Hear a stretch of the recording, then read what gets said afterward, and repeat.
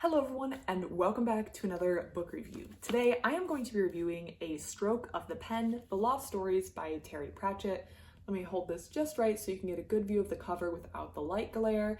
This book was something that I was not expecting to find, but I found on a whim in my library's news section, and I had to check it out because it was Terry Pratchett, and I love Terry Pratchett. But this book isn't in his Discworld series, which a lot of readers are going to be familiar with, and the story about how this series, this short story collection, I should say, came about is quite interesting. So in the 1970s and 80s, Terry Pratchett was writing under a pseudonym for various newspapers. So he was submitting stories, but not under his real name. And Chris Lawrence was this individual who liked one of the stories and clipped one of them out, but he clipped out eventually the date off the newspaper.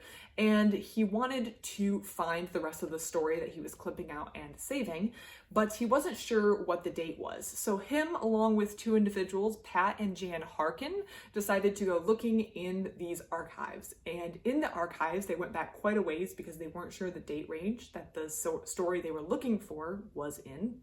They went back quite a ways, and they started to discover all of these stories written under a pseudonym by Terry Pratchett in the 70s and early 80s, and they thought, wow, these haven't been discovered. And normally when I see things like undiscovered writings or never before published, I'm kind of assuming these are stories that have been known about, or maybe they're on the author's blog somewhere, but maybe they just haven't been published in paperback format. But I get the sense that while these were published, these had never really been formally published under Terry Pratchett's name. They were published in a newspaper and they were sitting in an archive, but connecting them to this big name, Terry Pratchett, and publishing them all together for a modern reader has not occurred. Unless you were going to be sifting through the archives, you were not going to be reading these stories, and you might not know that they were under a major author's name, or they were written by a major author.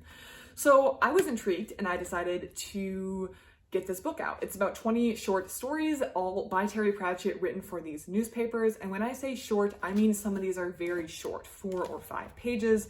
And again, none of them take place in Discworld, but all of them have the same writing style, or you can very clearly see Pratchett's writing style develop and the way that he builds a world and builds a story develop as you read through this series.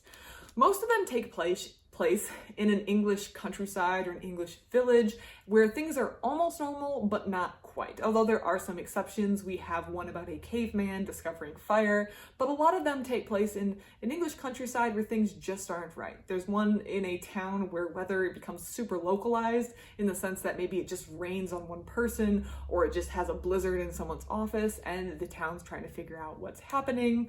There's another one where a spaceship crashes and lands and an alien is trying to vacation in the English countryside, but things do not go as planned.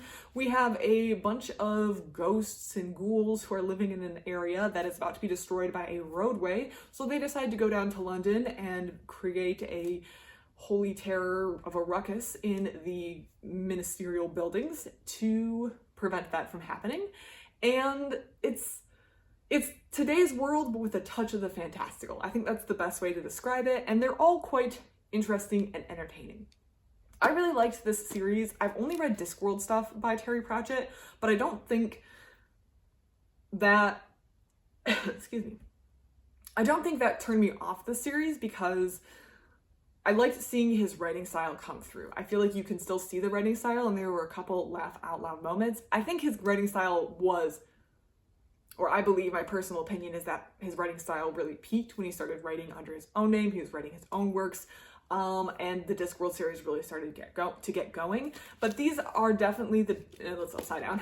These are definitely the beginning stages of his writing and the stuff that he was putting out, and it was quite enjoyable. And I think if you like Terry Pratchett, you might enjoy reading this series. Actually, I would recommend reading this collection of short stories because I think it's kind of interesting to see how he's grown and him writing about other things. And I really, really like the fantasy idea, or the fantasy trope, the fantasy setting of the world we know, but with a slightly fantastical twist. So I think for that reason, I was already biased towards a lot of these stories because I really enjoy that setup. And so the fact that all of these, or many of these stories, were that setup made it so much more enjoyable and made it a very enjoyable read for my own personal taste. I think even if Terry Pratchett's name wasn't on this, I will admit I picked it off the shelf because I saw his name and I did not recognize the title.